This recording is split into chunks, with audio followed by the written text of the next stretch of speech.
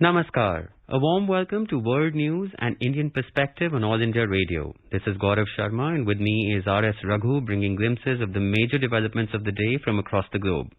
Over the next half an hour, we shall bring you the latest from the world of politics, economy, sports, entertainment and more. The headlines. COP26 World Leaders Summit begins in Glasgow. Prime Minister Boris Johnson says world is strapped to a doomsday device in his opening remarks. Prime Minister Narendra Modi says climate change adaptation should be a part of developmental projects. Basic group of nations call for time, policy space and support for a transition towards a low-emissions future. Japan's Prime Minister Fumio Kishida declares victory in the national elections. Beijing steps up its exit-entry barriers to contain spike in COVID-19 cases. Australia recognizes Covaxin for travel into the country as it reopens its borders. Results of National Eligibility Cum Entrance Test NEET 2021 for medical undergraduates declared. And in the T20 World Cup, England take on Sri Lanka in the Super 12 match in Sharjah. As India created history by administering 100 crore vaccine doses against COVID-19, All India Radio salutes all the doctors, nurses, other frontline workers and all those who got vaccinated and made this possible. Even though the country has achieved this feat, we caution our listeners that the battle against COVID is not yet over. We appeal to our listeners to get fully vaccinated at the earliest and also help others get vaccinated. During the festival season, please follow these 3 simple steps. Wear a face mask, maintain 2 gaz ki doori for social distancing, and focus on hand and face hygiene. For any COVID-related information and guidance, contact the national helpline numbers 011 2397 8046 and 1075. And now, the news in detail. Prime Minister Narendra Modi said that adaptation has not received the importance that mitigation has in the global efforts to fight climate change. He said this in an injustice to developing nations which are more impacted by climate change. Speaking at the COP26 leaders event, Mr. Modi stressed on the need to make adaptation a key component of developmental projects and policy. Speaking on the importance of indigenous knowledge possessed by indigenous communities, Mr. Modi said that traditional communities must get appropriate attention in adaptation policies. The Prime Minister also said that such traditional practices of living with harmony in nature should be included in school curriculum. He also called for the preservation of lifestyles suited to local conditions. He rallied for the countries of the world to join the Coalition for Disaster Resilient Infrastructure, CDRI. मैं आज आपके सामने एक one word movement का प्रस्ताव रखता हूं। One word एक शब्द क्लाइमेट के संदर्भ में वन वर्ल्ड एक विश्व का मूल आधार बन सकता है, अधिष्ठान बन सकता है। ये एक शब्द है लाइफ, LIFE, यानी लाइफस्टाइल फॉर एनवायरमेंट। आज जरूरत है कि हम सभी लोग एक साथ आकर कलेक्टिव पार्टिसिपेशन के साथ लाइफस्टाइल फॉर एनवायरमेंट यानी लाइफ को एक अभियान की तरह आगे बढ़ाएं। The World Leaders Summit of the 26th Conference of Parties COP26 to the United Nations Framework Convention on Climate Change began on Monday morning in Glasgow. Welcoming world leaders to the COP26 summit, UK Prime Minister Boris Johnson likened the situation that the Earth is facing currently to the one faced by the fictional character James Bond. Mr. Johnson said that the world is strapped to a doomsday device in the form of climate change that will destroy the planet.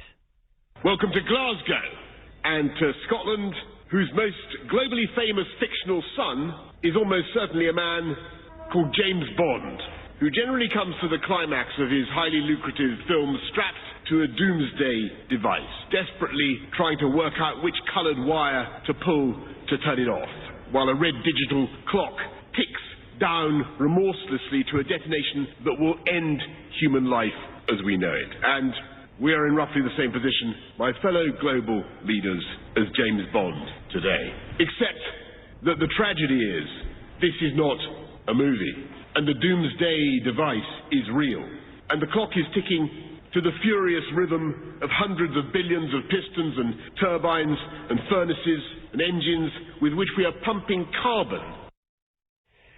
A high-level segment of the COP26 held on Monday and Tuesday, in which the heads of state of more than 120 countries, including Prime Minister Narendra Modi, are participating. The summit provides an opportunity for assessing and charting the way forward to combat climate change. In his address during the opening ceremony, UN Secretary-General Antonio Guterres called for greater ambition on mitigation and immediate concrete action to keep the goal of 1.5 degrees Celsius warming alive. Recent climate action announcements might give the impression that we are on track to turn things around. This is an illusion. The last published report on national determined contributions showed that they would still condemn the world to a calamitous 2.7-degree increase.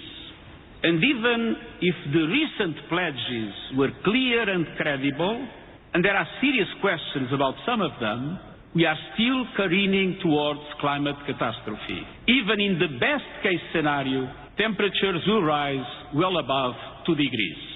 So, as we open this much-anticipated climate conference, we are still heading for climate disaster. Prime Minister Narendra Modi met his UK counterpart Boris Johnson in Glasgow. They discussed cooperation in areas including green hydrogen, renewables and clean technology. The two leaders also exchanged views on economy, defence and people-to-people ties. Our correspondent covering the Prime Minister's visit has filed this report. At COP26, the parties will work to achieve the completion of Paris Agreement implementation guidelines, the mobilization of climate finance, actions to strengthen climate adaptation, technology development and transfer, and keeping in reach the Paris Agreement goals of limiting the rise in global temperature. It has emerged as global climate summits, providing an opportunity for stock-taking and for charting the way forward on the issue of climate change. India will list out best practices and achievements in the area during the summit. The country has almost achieved its nationally determined contributions decided in the 2015 Paris Agreement. During the summit, India will push for climate financing and technology transfer among other issues. New Delhi is also expected to emphasize on lessening carbon emission. Divakar, Air News, Glasgow. Before COP26, the Prime Minister Narendra Modi interacted with the Indian community members and Indologists living in Glasgow. इस दिन से मोदी जी ने international yoga day की start की। योगा तो चल रहा है बहुत सेंचुरीज से, बट पॉपुलैरिटी जो उन्होंने क्रिएट की है पूरे वर्ल्ड में, उसके लिए बहुत धन्यवाद मोदी जी को, बिकॉज उसकी वजह से जो है लोग और भी योगा करने लग गए और it has been recognised all over the world, which is wonderful. As the UN Climate Summit or the Conference of Parties COP26 is underway, All India Radio brings you a ready reckoner to explain the key concepts associated with the summit. In the COP26 Explainer series, every day we will bring you the terms and concepts that will be in the use in COP26. Today we shall talk about climate justice. Climate justice stems from the notion that everyone is not equally responsible for climate change, and its impacts will also not be borne equally or fairly by all. Climate justice seeks to put people and communities least responsible for climate change, yet most vulnerable to climate impacts, at the centre of climate action. India has stressed the need to impart fairness and justice in climate action ahead of the COP26.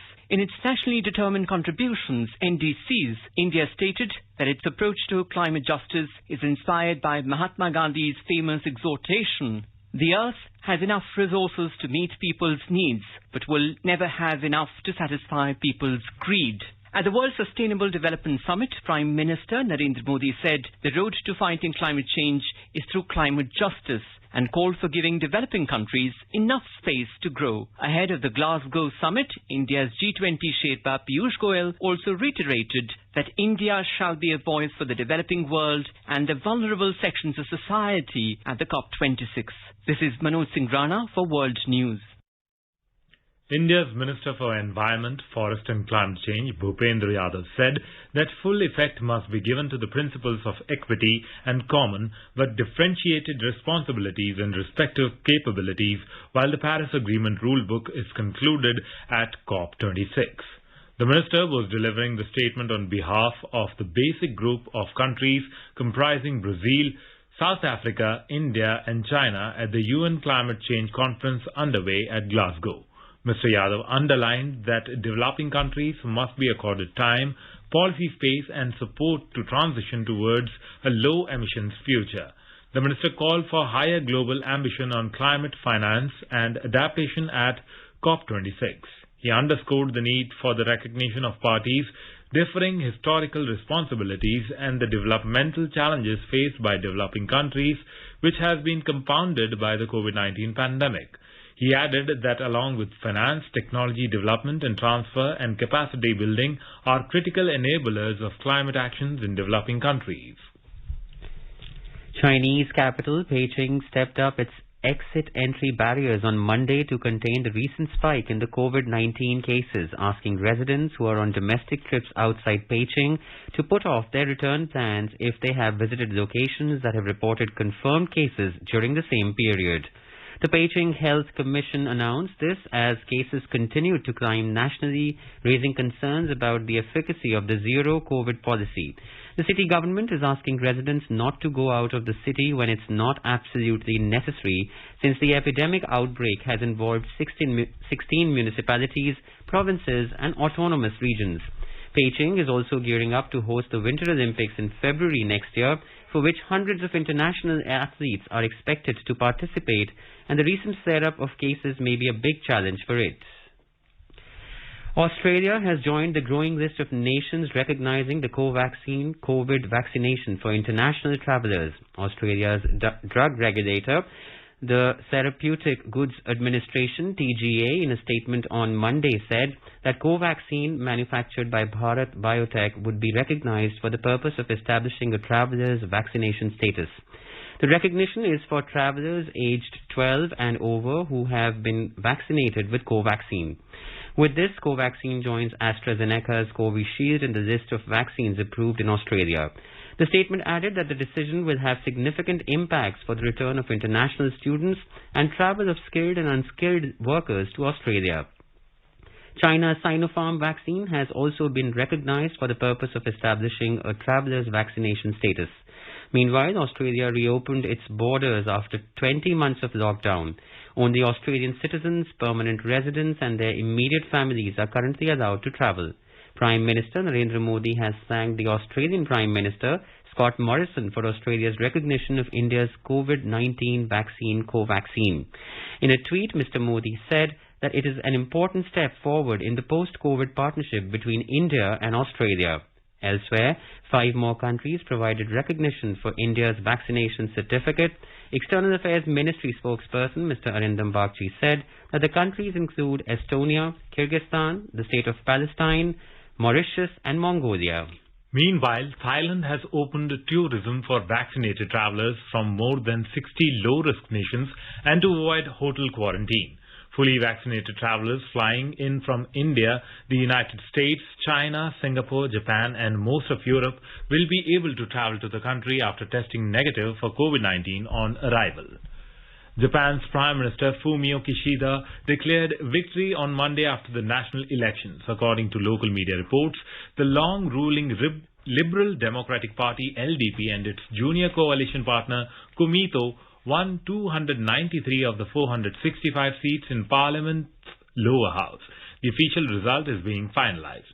Japan went to the polls in general election on Sunday. The vote was widely seen as a test for Japan's new Prime Minister Fumio Kishida. Last month, Mr. Kishida became a leader of the Liberal Democratic Party after Mr. Yoshihide Suga resigned. According to reports, Mr. Suga's resignation was partly due to public discontent over his response to the COVID-19 crisis. Prime Minister Narendra Modi congratulated Prime Minister Fumio Kishida for his victory in lower house elections in Japan. In a tweet, Mr. Modi said that he looks forward to working together to further strengthen special strategic and global partnership and for peace and prosperity in the Indo-Pacific region and beyond. This is All India Radio giving you the news. For quick news updates around the clock, follow us on Twitter at AIR News Alerts. In today's Hotspot section, we bring you a discussion on climate change issues, the challenges for tomorrow, In conversation are Dr. Shrikanta K. Panigrahi, Director General of Indian Institute of Sustainable Development, and Chetan Chauhan, journalist.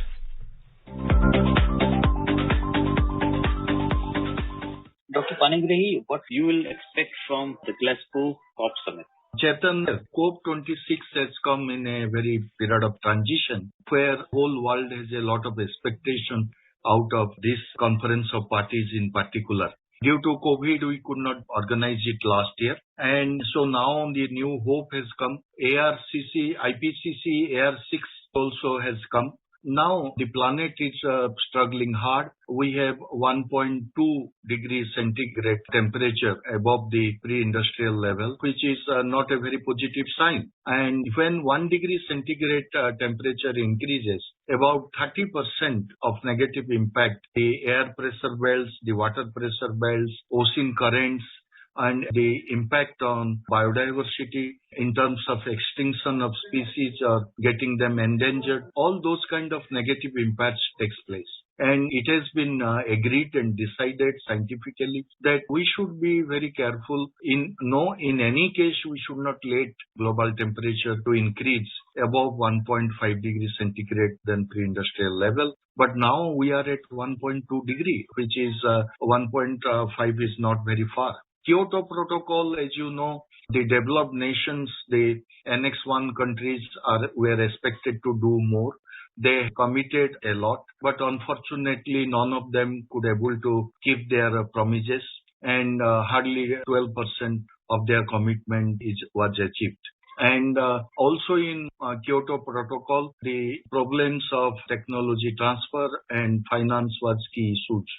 And now it has been decided the world is getting hotter and hotter, and we don't have any time left to fight among ourselves. Let the rich and poor and underdeveloped and developed, all industrial countries all come together and pledge what the best we can do in Paris Agreement. And in Paris Agreement, all the countries came with INDC, Intended National Determined Contribution, which became NDC after got approved in the Paris Agreement. And then, as you are aware, there is also a call for ambitious NDC and to enhance the commitment so that we can restrict global warming less than 1.5 degree by the end of this century. India has its very aggressive commitment, and we have committed highest quantum of renewable energy in our energy basket, and particularly energy from non-fossil routes. And the COP is here, and India has historically played a leadership role in climate change. We organized COP8 in New Delhi in a very big way.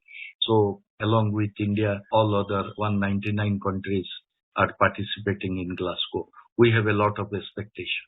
Dr. Panigrahi, around the world, people are expecting a lot from Glasgow, but in Glasgow, no new agreement is to be signed. We have to make it clear it is only to operationalize the Paris Agreement, which was to be done last year, but could not be done. But the very crucial issues which are on the table. One is the climate finance. The developed world had committed $100 billion per year by 2020. As per the latest update from the UN, only $80 billion per year has been given, which includes all the money which is coming, even including the private sector aid from different agencies, which is much, much less than one expected. Developing world has been asking that at least $100 billion from the public funds from the rich countries should come. The private money which is coming through investments should not be included into that. And climate finance is one of the big issues because the technological transfer which was supposed to happen has not happened. The GCF, which was set up after the Paris Agreement, has also not taken up in a way it should have been because of dearth of funds. Now we see that in GCF, the money is been tied up to declaring net zero by different countries. And net zero is one of the biggest debating points in Glasgow. Almost about more than 100 countries have given a net zero target, most of the rich countries. They have given the target year of 2050. China, by 2060 is saying they will achieve net zero. But the latest IPCC report which has come indicates that if we go by net zero by 2050, achieving 1.5 will be impossible. 2 degree would also be difficult. At the present NDCs, we are heading towards 2.7 degree a temperature rise of the pre-industrial level by turn of the century. Dr. Panigrahi, the dangers are huge. So in the Glasgow, first I would like to ask on the climate finance, because it is one of the biggest issues, because we are not historical emitters, and historical emitters have shied away from paying for the pollution that they have caused. Yes, the Indian Minister Bhupendra Singh Yadav also reiterated that climate finance is the key major issue along with the technology transfer issue. The developed nations are equipped with climate-friendly technologies, which is indispensable for developing world and underdeveloped world. And the IPR and other kind of bottlenecks and are blocking the flow of technology. I, being a member of the steering committee of the TIFAC, we have estimated which kind of climate technology India will be needing by 2035 and by 2050. We have our indigenous technologies which will help to a greater extent to neutralize our own emissions. But in addition, we also will expect a lot of technology to flow to India. So far as Montreal and Kyoto is concerned, very technology transfer was one of the major conditions, which is very poorly has taken place for the developing countries, and particularly in the case of India. And technology transfer is very closely involved, associated with climate finance.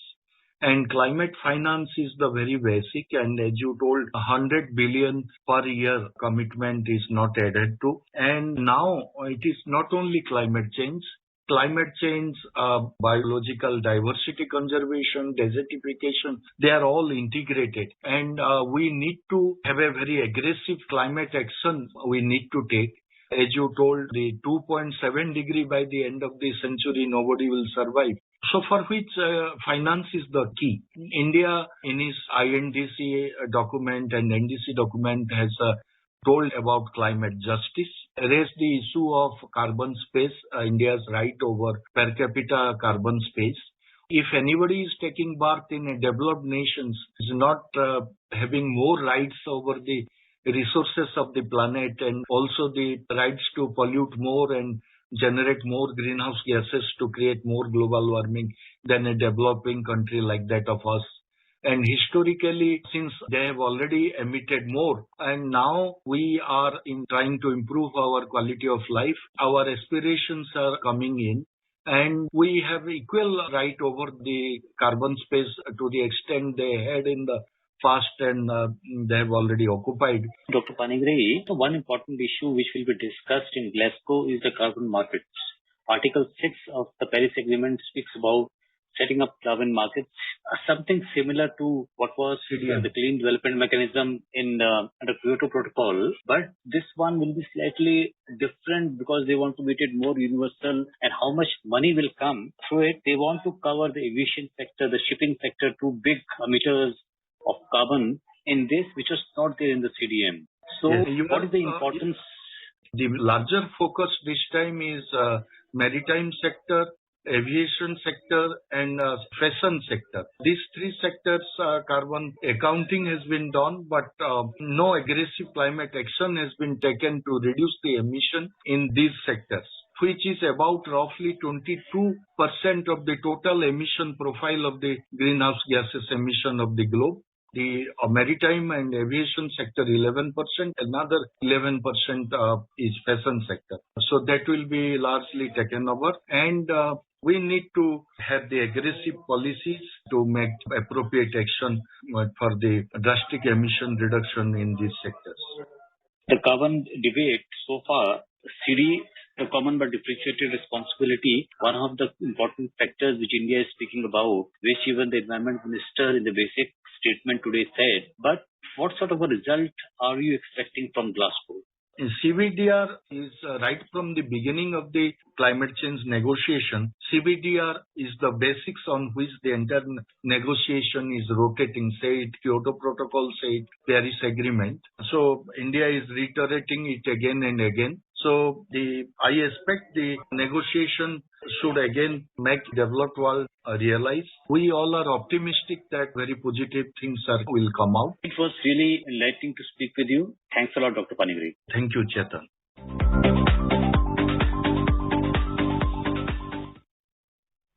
India's National Testing Agency NTA has declared the National Eligibility cum Entrance Test NEET UG 2021 result on its official website.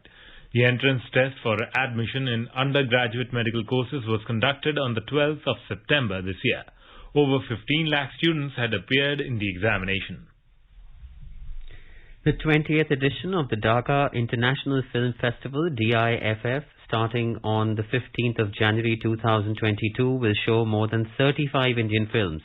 In an exclusive interview to Prasar Bharati in Dhaka, the festival director of DIFF, Ahmed Mustaba Zamal, said that films from India will be screened under the Asian Film Competition, Cinema of the World, Women Filmmakers and other sections.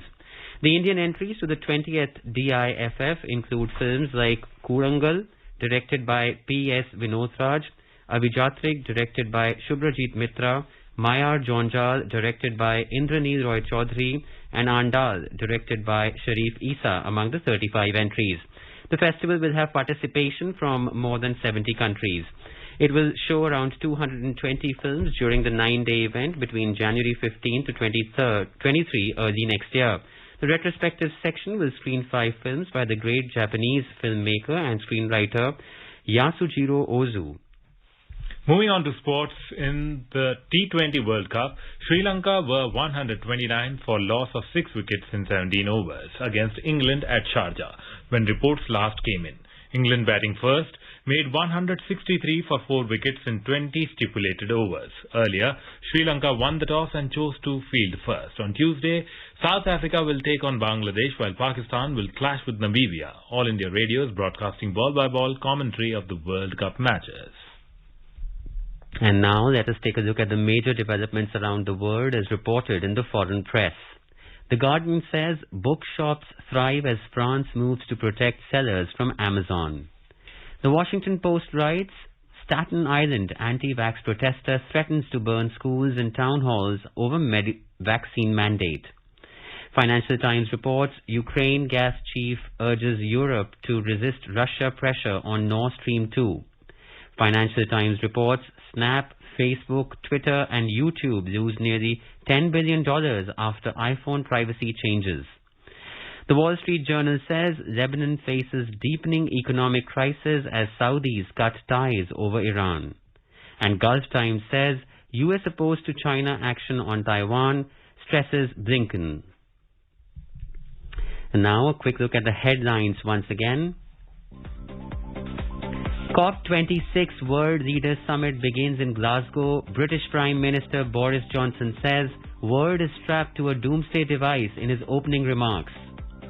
Prime Minister Narendra Modi says climate change adaptation should be a part of developmental projects. Basic group of nations call for time, policy space and support for a transition towards a low-emissions future. Japan's Prime Minister Fumio Kishida declares victory in the national elections. Beijing steps up its entry-exit barriers to contain spike in COVID-19 cases. Australia recognizes co-vaccine for travel into the country as it reopens its borders. Results of National Eligibility cum Entrance Test NEET 2021 for medical undergraduates declared. And in the T20 World Cup, England take on Sri Lanka in the Super 12 match in Sharjah. India is celebrating the 152nd birth anniversary of Mahatma Gandhi. Before we end, let us listen to his favorite bhajan, Vaishnav Jan, by artists from Sweden.